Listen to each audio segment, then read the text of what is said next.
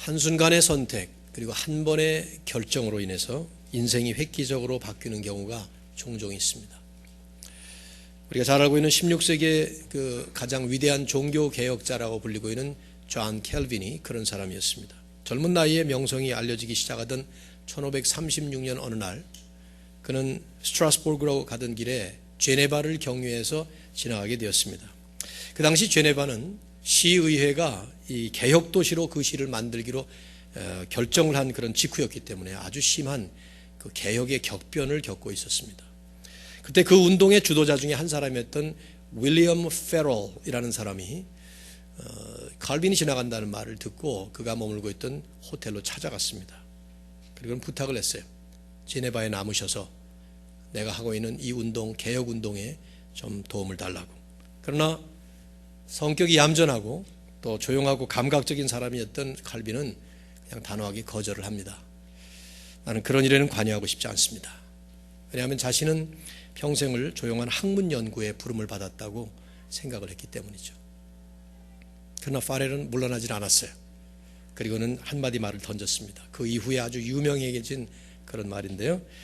만일 당신이 제네바에 남아서 이 운동을 도와주지 않으면 하나님은 당신을 저주하실 것입니다. 그런 말을 했어요. 우리가 누구를 설득할 때 한번 써먹으면 좋겠다는 생각도 들긴 하지만 조심해야 되겠죠. 이런 말은. 그렇죠?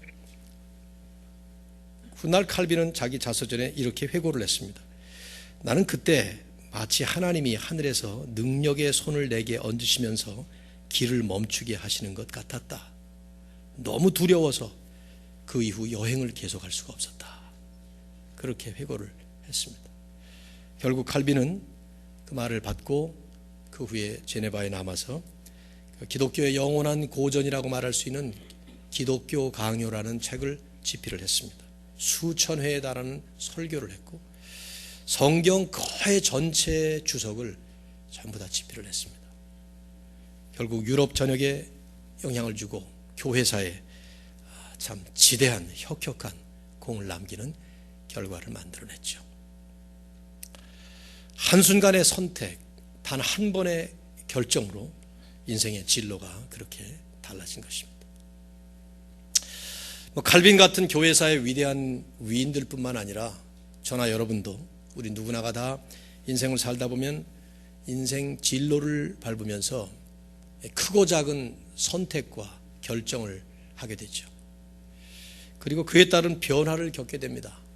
때로는 아주 중요하게 여겨지는 변화를 겪게 되기도 하고 사소한 변화를 갖기도 하고요. 그리고 나면 나중에 우리는 두 가지 중에 반드시 한 가지 결론에 이르게 됩니다. 하나는 후회스러운 결론이에요.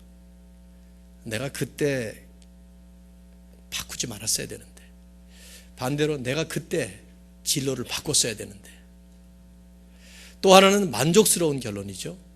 내가 그때 정말 잘 결정했다. 바꾸길 잘했다. 반대로 바꾸지 않길 잘했다. 이런 결론을 내리게 되죠. 아마도 여러분이나 저는 이 둘 중에 하나 혹은 이 둘이 혼합된 경험을 하면서 살고 있을 거라고 생각돼요. 지금까지 살아오면서. 근데 이제 이런 진로 결정의 문제를 신앙인의 입장에서 본다고 하면 우리에게는 아주 중요한 차원의 문제가 하나 있습니다. 그게 뭐냐면 하나님의 뜻 혹은 하나님의 인도하심이라는 과제예요. 왜냐하면 우리가 살아가는 우리의 삶 전체는 특별히 그 가운데서 우리의 진로를 결정한다고 하는 것은 단순히 나 혼자만의 선택이나 나 혼자만 결정하는 문제가 아니기 때문이에요. 하나님의 뜻과 하나님의 인도하심과 아주 깊은 관계가 있기 때문입니다. 우리가 방금 외웠던 말씀, 그 말씀이 진리라면 사람이 마음으로 자기의 길을 계획하지만, 그래서 결정하지만, 그리고 선택하지만 결국 그 걸음을 인도하시는 이는 누구시라고요? 여호와시기 때문에 그래요. 그래서 나는 이 순간에 지금 내 판단에 이것이 옳다고 생각해서 진로를 이쪽으로 바꾸든 아니면 그 자리에 있든 아니면 다른 쪽으로 바꾸든 내가 결정을 하지만 사실은 그 모든 것을 인도하시는 분은 누구세요? 하나님이시란 말이죠. 나중에 가서 우리는 그걸 확인하게 되고 또 더 깊이 있게 체험을 하게 됩니다. 우리가 이런 면에서 신앙인이라면 누구나가 인정해야 되는 아주 중요한 신학적 개념이 하나 있습니다. 그것은 하나님은 이 세상 전체 그리고 그 가운데 살아가고 있는 우리 인생을 인도하실 때 전적으로 하나님 당신의 뜻에 의해서 결정하시고 인도하신다는 것입니다. 하나님은 누구와 상의하실 필요가 없어요. 누구의 의지와도 상관없는 하나님 독자의, 하나님만의 독자적인 뜻에 의해서 우리를 인도하십니다. 이걸 우리는 하나님의 주권이라고 말하죠. Sovereignty of God. 하나님의 주권이에요. 주권적인 하나님의 뜻에 의해서 하나님은 결정하는 것입니다. 성경을 보면 성경에 이 말씀, 이 진리로 가득 차 있어요. 전형적인 성경 구절 하나를 말씀을 드린다면 다니엘서 4장 35절을 보면 이런 말씀이 있어요. 그는, 하나님은 하는 말이에요.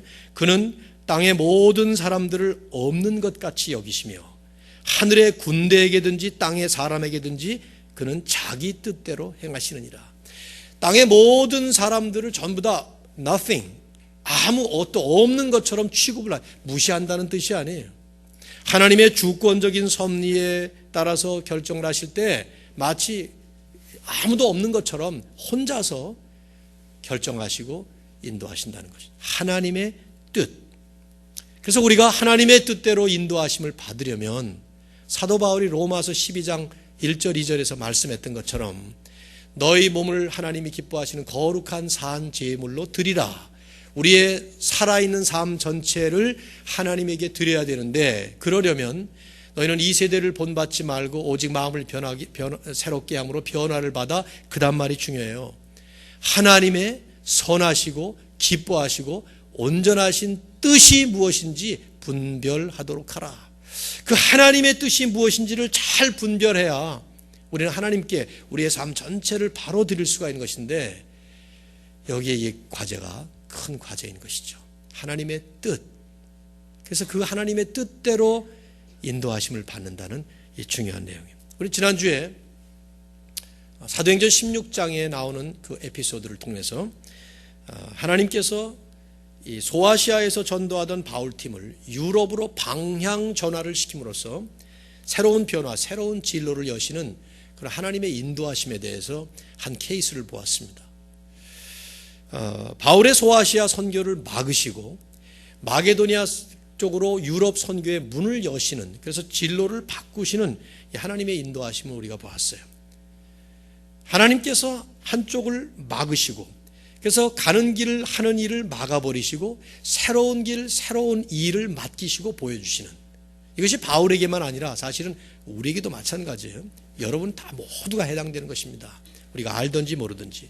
그렇기 때문에 내가 가는 길이 막히고 하는 일이 잘 안 풀릴 때, 지난주의 말씀에 의하면 이것이 내 불찰로, 내 잘못으로 인한 것이 아니라면 우리는 그것도 막으시는 하나님의 인도하심이라고 보면서 새롭게 여시고 새롭게 보여주시는 길을 또 가야 합니다.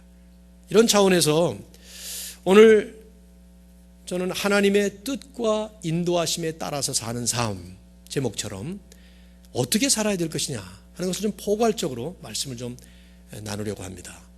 사실은 너무 방대한 이런 내용이기 때문에, 그리고 너무 이걸 이론적으로 말씀을 나누기보다는 우리에게 현실적으로 이 말씀을 적용하는 차원에서 말씀을 좀 정리하고자 합니다. 마태복음 6장 33절과 34절이 아마 오늘 말씀의 주제 말씀이라고 볼 수 있을 거예요. 두 가지를 정리를 해보았어요. 성경적으로. 첫째로, 하나님의 뜻과 인도하심에 따라 우리가 매일 살아간다는 것은 하나님의 숨어있는 뜻을 찾는 것이 아니라 하나님의 알려진 뜻에 순종하며 사는 것을 의미합니다. 숨어있는 하나님의 뜻을 찾아서 사는 것이 아니고 이미 알려진 뜻에 순종하면서 사는 것이, 이게 하나님의 뜻과 인도하심에 따라 매일을 사는 삶의 원리입니다. 자, 좀 설명을 드릴게요. 우리가 하나님의 뜻 혹은 하나님의 인도하심이라는 이 주제를 가지고 얘기할 때 많은 경우에는, 또 많은 사람들이 가지고 있는 오해는 마치 내가 지금 모르고 있는 그 하나님의 뜻을 찾아야 된다라고 생각을 해요. 10년 후에 내가 어떤 사람이 될지 몰라요. 20년 후 30년이 뭐 그건 둘째치고 내년에 어떤 일이 일어날지 아무도 모릅니다. 그러나 하나님은 아시죠. 그렇죠? 그러다 보니까 하나님의 그 아시는 뜻, 하나님이 가지고 계신 그 숨겨진 뜻을 내가 찾아야만, 그래야만 내가 바로 인도를 받고 바른 길을 갈 수 있고 소위 성공적으로 갈 거라는 생각을 하게 되죠. 그러나 과연 그럴까요? 우리가 이런 하나님의 숨은 뜻, 그것을 찾아야만 성공하고 그 숨은 뜻을 찾지 못하면 실패할까요? 그렇지 않습니다. 성경이 우리에게 교훈하는 것은 절대로 그렇지 않아요. 성경 전체가 우리에게 교훈하는 것은 오히려 정반대로 하나님께서는 우리가 반드시 알아야 될 부분, 분명해야 될 부분에 대해서는 이미 분명하게 말씀하셨다는 것이죠. 하나님의 뜻을 이미 알려주셨다는 거예요. 아주 분명하게 알아야 될 것, 내가 알아야만 하는 부분에 대해서는 하나님이 이미 분명하게 알려주셨어요. 예를 들어 볼까요? 청년들이 이제 앞으로 결혼을 하게 될 텐데, 이미 결혼하신 분도 여기 많이 계시고요. 결혼을 했다고 합시다. 근데 결혼해놓고 나는 참 이 여자가 세상에서 제일 이쁘고 제일 좋은 사람인 줄 알고 결혼했는데, 이렇게 살다 보니까 옆집에 더 아름다운 여성, 더 우아한 여성이 있어요. 그러면은 내가 이 지금 살고 있는 이 여성을 내가 이제 이혼을 하고 저 여성과 재혼을 하는 것이 하나님의 뜻일까 하고 고민할 필요가 없다는 거죠. 왜요? 이미 알려주셨으니까. 그러면 안 된다고. 헷갈리나요? 전혀 헷갈리지 않아요. 내일 모레가 이제 시험인데 우리 청년들 학생들이 많으니까 시험을 잘 봐야 되는데, 그러기 위해서는 시험을 잘 치르기 위해서 아무래도 치팅을 좀 해야 되겠다, 컨닝을 좀 해야 되겠다 해서, 근데 컨닝을 하는 것이 옳을까 옳지 않을까, 하나님의 뜻이 무엇일까 하고 고민할 필요가 없다는 거죠. 왜요? 하면 안 되기 때문에 그래요. 내가 화가 났어요. 저 사람하고 싸우자니 내 힘이 부족하고, 그래서 뒤에 가서 저 사람을 욕하는 걸로 끝내자, 그게 하나님의 뜻일 것이다 라고 착각하면 안 된다는 거죠. 왜냐하면 하나님은 분명히 우리에게 그러면 안 된다는, 또 어떻게 해야 된다는 것을 분명히 가르쳐 주셨어요. 도덕적이고 윤리적이고 신앙적인 차원에서만 아니라 사실은 모든 면에서 하나님께서 우리가 분명히 알아야 될 부분에 대해서는 분명하게 하나님의 뜻을 알려주셨어요. 뭐가 옳고 뭐가 그른지, 어떻게 가야 되고 어떻게 가지 말아야 되는지, 이게 너무 당연한 상식이에요. 왜냐하면 하나님이, 우리 하나님께서, 우리가 믿는 하나님이 어떤 내가 모르는 뜻을 숨겨놓으시고 날더러 그 뜻을 찾으라고 숨바꼭질을 하면서 우리를 골탕 먹이시는 분이 아니시란 말이죠. 여기 부모님들 제가 질문해 볼게요. 자녀들을 키우신 부모님들 여기 계십니다. 여러분이 자녀를 키울 때 어떻게 키우셨나요? 아마 제 생각에는 저하고 대동소이했을 거라고 생각해요. 저도 3명을 키우면서 이 세 아이들이 아주 철없는 아이들로부터 시작해서 이제 장성한 어른이 됐는데, 그 세 아이들이 어렸을 때 아무것도 모를 때, 그때 그 아이들을 놓고 너희들 내가 뭐 원하는지 찾아봐라 뭐 이러면서 제가 애들에게 했던 적이 한 번도 없습니다. 오히려 유치원 다니는 아이에게는 이러면 안 된다, 이래야 된다. 또 중학교 들어간 아이에는 그 수준에 맞게 이래야 된다, 이러면 안 된다. 또 성장한 아이들에게는 지금도 마찬가지로 분명하게 쟤네들이 알아야 될 것은 분명하게 알려주죠. 왜요? 제가 좋은 아빠니까요. 내가 만일에 안 그러면 나쁜 사람이죠. 아니, 아이들 보고 내가 원하는 게 있어요. 저 짓만 해봐라, 내가 그냥 몽둥이로 패버릴 것이다, 그러면서 알려주진 않아. 걔가 뭘 훔쳤어, 그러니까 데려다 막 두드려 팹니다. 아이는 모르죠. 나는 아버지가 이것 때문에 때릴 줄 몰랐습니다. 그러면 누구 잘못이에요? 아버지 잘못이에요. 이렇게 하면 매 맞는다는 걸 알려줬어야지, 분명하게. 인간인 부모도 자기 자녀들을 향해서 분명히 알아야 될 것은 알려주는 것이 정상이라면, 하나님은 하물며 우리가 하나님을 섬기고 살아야 될 때에 반드시 알아야 될 것이 있다면 분명하게 하나님은 알도록 알려주셔야만 해요. 이게 상식이에요. 그리고 실제로 하나님은 그렇게 하셨다 이 말이죠. 우리가 행하기를 원하는 것을 하나님은 그 뜻을 찾느라고 고생하도록 만드신 것이 아니라 오히려 분명하게 명백하게 알려주셨다는 것입니다. 성경의 위대한 신앙인들을 가만히 보면 이들은 한결같이 하나님의 숨은 뜻을 찾느라고 고생하지 않았습니다. 하나님이 알려주신 하나님의 뜻대로 순종하며 사느라고 애를 썼습니다. 심지어 하나님의 뜻이 이해가 되지 않는 상황 속에서도 이 성경의 위대한 위인들은 하나님의 숨은 뜻을 찾으려고 애를 쓴 것이 아니라 이미 알고 있는 뜻에 순종하기를 애썼어요. 이게 하나님이 원하시는 거예요. 대표적인 예가 고난의 문제입니다. 고난. 우리가 고난을 겪을 때 그것이 내 잘못으로 인한 것이라면 어렵지 않죠. 이건 내 탓이구나. 그런데 내 잘못이 아닌데 내가 고난을 겪는 경우가 있어요. 자녀가 사고로 불의의 사고로 세상을 떠난다든가. 이게 누구 잘못 때문에 자녀를 죽입니까? 하나님이? 조금 아까도 우리 영태 형제가 필리핀의 고난을 보면서도 기도하지 않은 것을 회개했는데 필리핀 같은데 저렇게 고난이 임할 때 저게 누구 잘못 때문에 태풍이 저 땅으로 가고 그 옆에 태풍이 지나가지 않은 땅은 전부 다 의인들이 살고 있기 때문에 그랬습니까? 아닙니다. 우리는 이해하기가 어려워요. 도대체 하나님의 뜻이 어디 있을까? 도대체 이런 일들을 통해서 하나님께서 원하시는 게 뭔가 우린 모릅니다. 그런데 그럴 때에도 그 숨은 뜻을 알려고 고생을 하는 것이 아니라 이미 알려진 뜻에 하나님 신뢰하고 순종하는 것이 하나님이 원하시는 거예요. 대표적인 예가 욥 아닙니까? 욥은 천상의 하나님과 사탄의 대결 때문에 희생태가 된 사람이에요. 사탄이 어느 날 하나님께 와가지고 저 동방에 있는 욥을 보시오. 하나님께서 축복하시니까 저렇게 하나님 잘 섬기지. 한번 때려봐요. 그러면 저놈도 아마 저주할 겁니다. 하나님께서 허락했어요. 네가 때려봐라 그러면. 2번을 걸쳐서 욥을 때립니다. 욥은 자기에게 왜 그런 고난이 하루아침에 10명의 자녀가 죽어요. 재산이 완전히 다 없어지고 자기 몸에도 머리에서 발끝까지 악창이 나면서 고통을 당하죠. 근데 그런 가운데서 왜 자기가 고난을 당하는지 몰라요. 욥기를 읽어보시면 1장부터 42장까지 전체가 다 그것 때문에 디베이팅을 하는 거예요. 욥을 빼놓고 나머지 친구들이 와서 욥에게 너 왜 이 고생을 하느냐, 무엇 때문에 그러냐, 거기 분명히 숨은 뜻이 있을 것이다, 그 얘기를 계속합니다. 그러나 마지막까지도 하나님은 왜 욥이 그런 고생을 하는지 알려주지 않습니다. 하나님의 숨은 뜻을 알려주질 않아요. 그러면서 오히려 뭐라고 말씀하시는가 하면 그 숨은 뜻을 찾으려고 하는 것 자체가 잘못이다. 결국 욥은 끝까지 그 안에서 하나님을 신뢰하고 믿음으로 순종하면서 하나님께 칭찬을 받는 그런 모습으로 끝나게 되죠. 이제 이것과 관련해서 두 번째로 우리는 더 구체적으로 본다면 하나님의 뜻과 인도하심을 따라 일상을 산다는 것은 미래를 바라보면서도 현재에 집중하며 사는 것을 말합니다. 미래를 바라보죠. 영적인 눈으로 비전이라는 말을 가지고.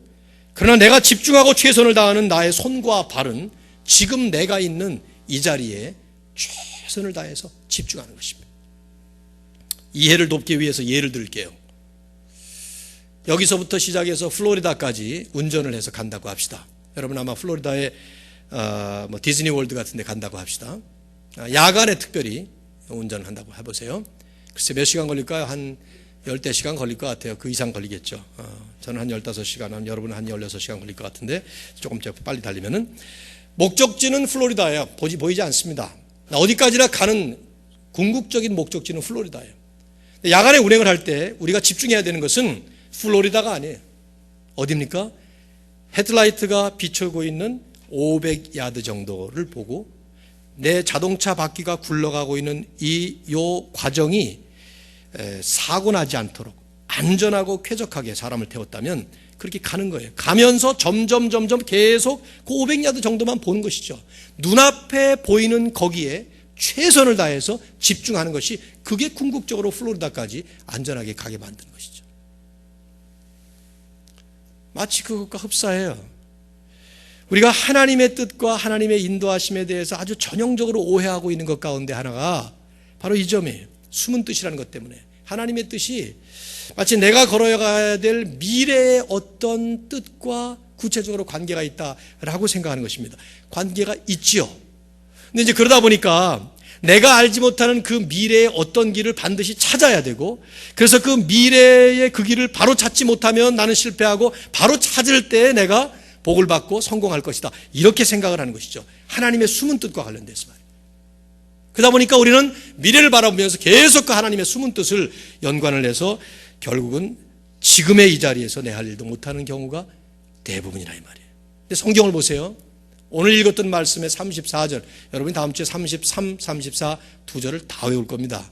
아마 우리 신앙생활 오래 하신 분들은 익숙한 성경이라서 긴 본문을 다 했는데 처음 믿으시는 분 같은 경우는 너무 길죠. 이게 지금 교회 안 나오지 마시고 다음 주에도 그냥 못 외우셔도 되니까. 34절 보세요. 뭐라고 나오죠? 내일 일을 위하여 염려하지 말라.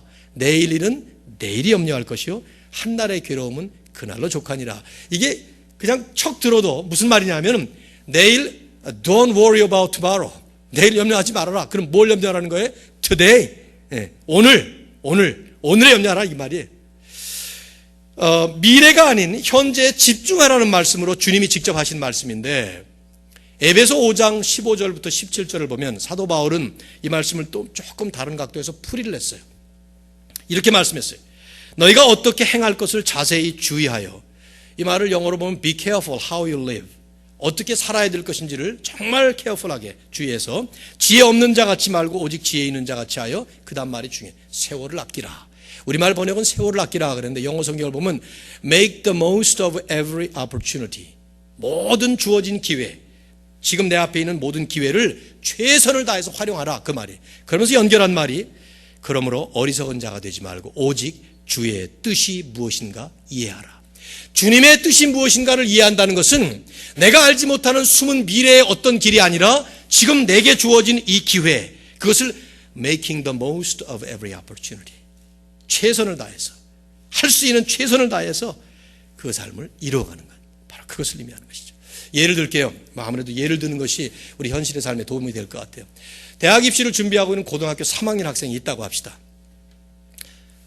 박사 논문을 준비하고 있는 지금 마지막 단계에 있는 분이 있다고 하자고요. 자, 이제 내가 앞으로 대학 입시를 준비하면서 어떤 전공을 선택할 것인가, 어떤 학교를 가야 될 것인가, 또 박사학위를 준비하고 있다고 할 것 같으면은 이제 이 학위가 끝나고 나면 그러면 내가 어떤 길을 갈 것인가, 한국에 갈 것인가, 미국에 있을 것인가, 뭐 이런 고민하는 거, 이거 중요한 고민이죠. 좋은 고민이에요. 그런데 만일에 그 고민이 지나쳐서 지금 하고 있는 일이 안 되는 거예요. 아직 논문을 못 썼는데 그런데 이 앞날이 걱정이 돼가지고 안 되는 거예요 이게. 그래서 못합니다. 결국은 박사 논문을 못 쓰고 고3 공부를 못해요. 이건 얼마나 잘못된 일입니까? 오히려 그러기보다는 영어 단어 하나를 더 외우고 수학 문제 하나를 더 풀고 그 논문을 쓰기 위해서 그 일에 집중하는 것, 그것이 그 다음 단계로 가는 거예요. 과거에 저희 교회에 그런 학생이 하나 있었어요. 종선이라는 우리 교회에 종선이가 있구나. 우리 종선이는 아주 뭐 너무 귀한 종선이고 얘 남자였어요. 남자였는데 얘도 잘 됐습니다. 아주 잘 됐고, 우리 최종선이는 훌륭한 처녀고, 그건 뭐 제가 뭐 두말할 것 없이 아무튼 이름까지 나오는 바람에 그랬네. 제가 사랑하던 아이였는데 내가 교회 개척을 막 했을 때 얘가 고3이었는데 얘가 뭐 시도 때도 없이 하여튼 교회 와서 기도하는 거예요. 그냥 처음에 얼마나 좋아요. 교회 개척을 했는데 고등학교 3학년, 지금 뭐 중등부 고등부도 없는데 와가지고 얼마나 열심히 기도하고 절야 기도도 하고 새벽 기도도 하고 막 그러는 거예요. 그래서 난 참 좋았어요 그게. 근데 어느 날 어머니 아버지가 딴 교회 다니시는 분이었는데 두레교회라고 저를 찾아오셔가지고 목사님, 종선이가 목사님을 엄청 존경하고 좋아하는데 좀 조언 좀 해주십시오. 그래서 무슨 조언이요? 했더니 제가 공부를 안 해요 그러더라고요. 그래서 아니 나는 이 녀석 저렇게 착실한 녀석이 그래요? 그러면 안 되죠. 그래서 불렀어요. 불러가지고 야 종선아, 너 이러면 되겠냐? 너 집에 가서 공부해라. 교회는 내가 지킬게. 넌 가서 네 할 일을. 그랬더니 얘가 하는 말이 뭐라고 말하면 뜬금없이 그런 말을, 주님 오실 날이 가까워왔는데 그까지 공부 그게 뭐 외우고 뭐 이게 아무 소용이 없죠. 그걸 준비해야죠. 그러는 거라 얘가. 이게 신학적으로 틀린 말은 아니지만 현실적으로 문제가 있는 말이라고. 그래서 제가 그랬어요. 주님 오시는 건 네가 걱정할 일이 아니고 네가 걱정할 일은 대학 입시다. 대학 입시. 그 준비해라. 결국 이 녀석 삼수했어요. 그 멘탈리티 바뀌는데 오래 걸리더라고. 그것이 참 쉽지 않더만. 그것이. 그때 그 얘기를 했습니다. 네가 해야 될 일은, 너의 부르심은 고등학교 3학년 영어 단어 외우고 수학 문제 풀고, 그래서 그 최선을 다해서 네가 가진 역량껏 학교에 잘 가. 그거다 그거. 근데 뭐 제가 워낙 말을 잘 못하니까 설득력이 없어서 그 해는 설득이 안 됐고 대학 떨어지고 그 다음에 또 떨어지고 뭐 교회 생활 열심히 하긴 했지만 결국은 그래서 뭐 학교 가긴 갔습니다만, 비슷한 거죠. 미래보다 현재, 뭐 미래와 현재가 밸런스 있게 돼야 되겠지만은 미래를 보기는 보지만 그러나 현재에 집중하는 것. 여러분, 이걸 우리가 잘 판단하고 살필 필요가 있는 것이 한 가지 있습니다. 우리가 앞날에 대해서 알고 싶은 우리의 마음은 그럴듯한 뭐 비전이다 뭐다 이렇게 포장이 되어 있긴 하지만 사실은요, 많은 경우가 미래를 통제하고 싶은 나의 욕심 때문인 경우가 많아요. 미래를 먼저 알고 싶은 거죠. 그러면 내가 통제가 되는 거예요. 내가 내년에 무슨 일이 일어날 것이다 알면은 얼마나 안심되겠어요. 에? 내년에는 멋있는 남자를 분명히 만나서 결혼하게 될 것이다. 아마 뭐 자매들이 얼마나 좋아하겠어요. 지금 얼굴이 지금 때보다 확 필 것이고, 내년에는 분명히 내가 뭐 남자들 경우도 마찬가지인데 가망은 별로 없게 보이지만은 그런 미래를 안다면 얼마나 좋겠냐 이 말이죠. 근데 그걸 모르잖아요 지금. 그러니까 얼마나 불안해요. 군대 문제, 학교 문제, 진로 문제, 결혼 문제 이런 모든 것. 청년들만 그렇습니까? 노년도 마찬가지예요. 은퇴한 뒤에 뭘 할까? 어떻게 할까? 이런 모든 것들이 미래에 대해서 알고 싶은 마음이 하나님의 비전 때문이기도 하지만 많은 경우에는 그 미래를 알아서 내 스스로 통제하고 싶은 이 욕심 때문에 그런 경우가 대부분이라 이 말이죠. 근데 우리가 성경적으로 정리해야 될 것은 미래는 오직 하나님께 달려있는 하나님만의 고유 영역입니다. 이건 아무도 몰라. 내일 일은 난 몰라요라는 옛날 복음성가는 정확한 성경적 표현이에요.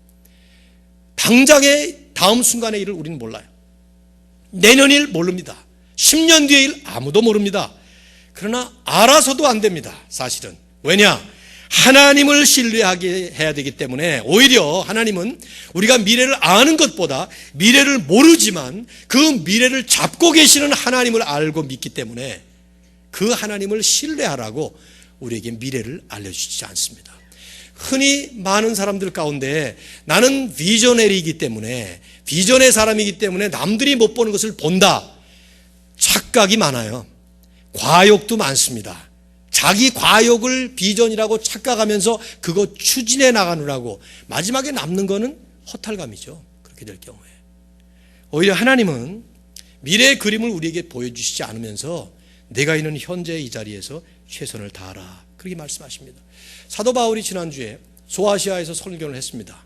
소아시아에서 그렇게 전도를 하는데 열매가 없었어요. 성령이 막으시고 예수의 영이 허락지 않으시고 이게 무슨 뜻인지 정확히는 모르지만 안 됐던 것이죠. 거기에 뭐 회심자가 막 펑펑 일어나고 한 명도 회심자 안 나오잖아요.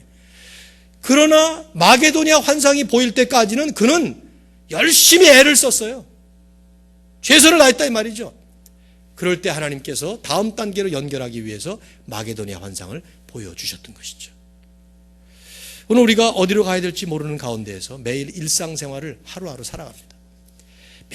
매일매일 어떻게 보면 변화도 없고 별다른 뭐 그렇고 그런 매일의 삶이 별로 그렇게 영광스럽지 않은 매일매일의 초라한 것 같은 그런 삶이 펼쳐지다 보니까 우리는 미래라는 미명 아래 영광스러운 미래를 향해서 달려가고 싶은 욕심 때문에 정작 내가 최선을 다해야 되는 이 자리보다도 뜬금없이 하나님의 영역을 자꾸만 들어가고 싶은 그런 욕망이 충동이 생기는 것이죠. 하지만 하나님은 매일 반복되는 그 일상생활, 바로 거기가 내가 최선을 다할 현장이라고 말씀하십니다. 1부 때는 얘기 안 했고 3부 때도 얘기 안 하려고 그러는데 2부 때는 아무래도 청년들만 영화 한 편 소개할게요. 그라운드호그 데이라는 영화를 보셨나요? 안 보셨을 것 같아요. 이거 빌 머레이라고 하는 미국의 그 코미디 배우, 뭐 유명하죠. 빌 머레이는 주연을 나오는 건데 사실 뭐 주제는 삼류 로맨틱 코미디인데 소재가 좋아요. 소재. 여러분 영화를 고르실 때 소재, 주제, 플롯, 뭐 액션 뭐 이런 것들을 다 봐야 사실은 영화가 종합돼서 좋은 건데 이건 주제는 뭐 그냥 그저 그런 사랑 얘기예요. 그러나 코미디 웃자고 만든 영화인데 소재가 괜찮은 영화. 피츠버그 여기 일어나는 일입니다. 여기를 배경으로 하는 것이죠. 이 펜실베니아 피츠버그의 그 일기예보 담당자예요. 이 사람이 빌 머레이가 필 카너스라고 하는 사람이. 근데 펜실베니아주에 실제로 있는 펑스톤이라고 하는 그 한 도시에 매년 2월 2일이 되면은 그라운드호그 데이라고 그래서 이 그라운드호그라는 우리말로 뭡니까? 두더지인가요? 예, 두더지가 이제 이게 나와서 예언을 하는 거예요. 이제 봄이 왔다. 그렇게 예언을. 그러니까 마을에서 그냥 그런 식으로 축제를 하는 건데 이걸 이 필 카너스라고 하는 이 일기예보 담당자가 매년 가서 이제 그때마다 2월 2일에 이제 생중계를 하는 거죠. 그러면 이제 그라운드 혹이 나와가지고 봄이 왔습니다. 뭐 그러기도 하고 이런 걸 하는 이제 웃기는 그런 건데 이게 이제 너무 지겨워요. 이 사람 지겨워해요. 이건 매년 4년째. 그다음 4년째 또 그날도 갔는데 적당히 그냥 일기예보 해버리고 그 다음에 자고 그 다음에 돌아오려고 그러는데 폭설이 내렸어요. 그 다음날 딱 일어났는데 보니까 이상한 광경이 벌어지는 거예요. 어제와 똑같은 광경이 벌어지는 겁니다. 또 2월 2일이에요. 그라운드 혹데이야. 가서 보니까 자기는 어저께 다 치렀는데 만났던 사람들은 여전히 어제 그 사람들이에요. 아무 일이 안 일어났다는 듯이 똑같은 일이 반복되는 겁니다. 이게 무슨 일인가 하고 그날 그냥 엉뚱하게 지냈어요. 그 다음날 또 일어났는데 또 2월 2일이에요. 폭설이 나고 계속 매일 일어나도 날짜가 안 바뀌는 거예요. 그대로 2월 2일에 방송은 똑같고 사람은 똑같고 어제 그 일이 계속 반복되는 거예요. 그래서 이 사람이 너무 지겨워가지고 뭐 어떻게 별짓을 다 해보는 거죠. 그래서 일단 죽어야 되겠다 싶어서 지붕에서 뛰어내려도 그 다음날 되면 또 살아나서 또 2월 2일이고 자동차에 치여도 또 살아나서 또 그 다음에 또 2월 2일이고 계속 반복돼. 죽지도 못해. 그게 처음엔 너무 지겹게 생각하다가 점점 계속 반복되면서 그날 당일날 일어나는 일을 완전히 다 알게 되니까 어떤 애는 나무에서 떨어지기도 하고 뭐 음식을 먹다가 목이 걸려서 죽을 뻔하는 그런 사람도 일어나고 그러니까 아예 이제부터는 내가 좋은 일을 해야 되겠다 싶어가지고 나무에서 떨어지는 애를 그 시간에 막 가서 받아내고 토하는 사람을 가서 등을 뜯어서 고쳐주고 그러면서 자기도 뭐 조각도 배우고 피아노도 배우고 그러면서 매일 똑같은 생활을 반복하는 거예요. 물론 그러다가 이제 사랑하는 여자와 또 이렇게 관계도 생겨지고 그런 건데 그다음 어느 날 딱 눈을 떴는데 2월 3일 바뀐 거예요. 근데 바뀌고 나서 보니까 자기는 그동안에 그 마을에서 수없이 좋은 일을 한 것이고 또 피아노도 배우고 조각도 배우고 이러면서 아주 보람있게 뭐 이런 영화인데 소재가 재밌어요. 이 소재가 제가 볼 때는 아주 성경적 소재. 하나님의 관점에서 보면 우리의 일상생활은 매일 똑같은 일이 반복되는 거예요. 어제 했던 일을 오늘 또 합니다. 오늘 했던 가게를 오늘 내일 또 운영해야 합니다. 어제 공부했던 거 오늘 또 공부하고 대단한 발명품 만드는 사람도 가끔 있긴 하지만 대부분이 그냥 똑같이. 근데 여기에 중요한 포인트가 있어요. 오늘을 어떻게 사느냐. 이 다람쥐 쳇바퀴 돌듯이 끊임없이 반복되고 지루하고 변화없는 것 같은 오늘을 어떻게 사느냐가 결국은 내일을 만들어가는. 이 영화의 감독은 이런 생각을 못했지만 저는 영화를 보면서 이런 생각이 들었어요. 하나님의 뜻과 인도하심을 따라서 매일을 살아간다는 것이 과연 무엇일까? 하나님은 뜬금없는 뜬구름 잡으려는 환상의 내일을 향해서 달려가는 것보다 내일 일은 내일 염려할 것이고 오늘 그 오늘 해야 될 일이 무엇이냐 그걸 33절이 얘기하는 것이죠. 먼저 너는 그의 나라와 그의 의를 구하라. 이 말씀은 무엇을 먹을까 무엇을 마실까 무엇을 입을까 염려하지 말라 하는 말씀의 맥락과 흐름 속에서 하신 말씀이에요. 우리는 매일매일 어떻게 먹고 살까 무엇을 입고 살까 어디에 가서 살까? 무슨 집을 살까? 이것 때문에 미래라는 미명 아래 자꾸만 걱정하고 염려하죠. 근데 하나님은 그러지 마라. 내일 일은 내일에게 맡기고 그것은 내 문제니까 너는 먼저 그의 나라, 하나님의 나라와 하나님의 의를 지금이라는 이 자리, 오늘이라는 이 현장에 최선을 다해 살아라. 그러면 내가 너를 내일로 이끌어 주리라 말씀하고 있습니다. 우리가 우리의 생애를 다 살고 나면 마지막에 하나님 앞에 서게 될 것입니다. 그럴 때 우리는 아주 놀라게 될 거예요. 엄청나게 놀라게 될 것입니다. 무엇 때문에요? 내가 알지 못하는 하나님의 손길, 내가 전혀 알지 못했는데 하나님께서 읽어주신 방향, 그런 길로 하나님이 인도하시면서 가장 좋은 길로 인도하셨다는 것을 보면서 우리는 무척 놀라게 될 것입니다. 운전을 하고 있던 나를 하마터면 중앙선을 넘어서 정면 충돌할 뻔했는데 하나님이 나를 지켜주신 것, 상대방에서 건너오면서 나를 부딪힐 뻔했는데 하나님이 그 사람을 깨워주신 것, 자칫 못하면 에이즈에 감염될 수 있었을 텐데 하나님께서 병균을 내 입에 닿지 않도록 막아주신 것, 비행기를 타고 가는데 하마터면 비행기의 엔진 나사가 빠져서 지난번 아시아나 항공기에 문제가 생겼던 것처럼 추락할 수 있었던 것을 하나님이 막아주신 것, 우리는 모르죠. 그런 일들이 일어나고 있는지 일어났는지 전혀 모릅니다. 수없는 하나님의 이 세밀한 인도하심, 놀라운 인도하심, 70년을 산다면 70년 곱하기 365일 곱하기 24시간 곱하기 3600초를 곱해서 그 매 순간마다 내가 알지 못하는 그 미래의 길로 나를 인도하시는 그 하나님의 인도하심 속에 살아왔던 것, 우리는 놀랄 거예요. 왜냐하면 하나님은 모든 것이 합력하여 선을 이루어 가시기 때문입니다. 이 삶 속에 우리는 매일을 살아갑니다. 매일 눈을 뜨고 오직 먼저 하나님의 나라와 의를 구하면서 그것이 내 심령에, 내 삶 속에, 그래서 하나님의 왕국이 먼저 내 심령에 이루어지고 그 하나님의 왕국이 나의 삶의 현장에 이루어지는 삶을 위해서 최선을 다하는, 누가 뭐래도 그럴 때 하나님은 하나님의 뜻에 합당하게 다음 길로 우리를 인도하시는 것입니다. 오늘 하나님 앞에 헌신하며 살아가기를 원하시는 우리 모두의 삶에 이런 하나님의 인도하심이 축복으로 충만히 임하시기를 주의 이름으로 축원합니다. 기도하겠습니다.